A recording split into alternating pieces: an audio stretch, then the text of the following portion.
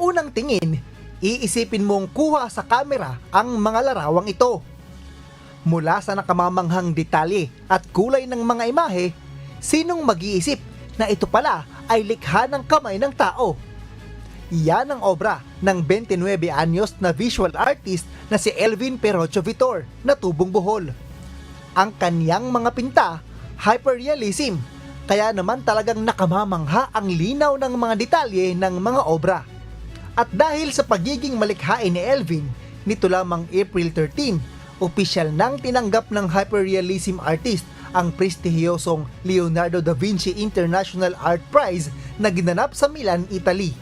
Sa mismong exhibit sa National Museum of Science and Technology, itinampok ang mga obra ni Elvin, kung saan naagaw pansin dito ang kanyang obra na kulbahin ng mga larawan na nagpapakita umano ng pagmamahal niya sa sining at kultura ng Bohol. Nakatanggap si Elvin ng trophy sa nasabing parangal at mabibigyan din ng pagkakataong mapabilang sa Leonardo da Vinci Book, kung saan makakasama rin dito ang iba't ibang international artist na nakatanggap din ng parehong award. Dahil sa natanggap na parangal, labis ang pagpapasalamat ni Elvin sa mga kababayang Pilipino at kapwa Pinoy artist na patuloy na sumusuporta sa kanya. Yes, shout out to all the Boholanos and then all the Filipino artists. So, maraming salamat po sa inyong suporta. And then I believe na kaya nyo naman yung kayang gawin. You just do your art.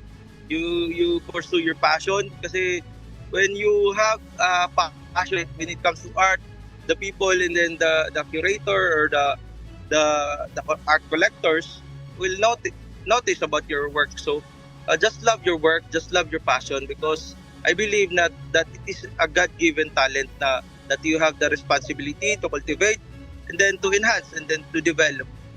MJ Vasquez, humahataw sa balita ngayon.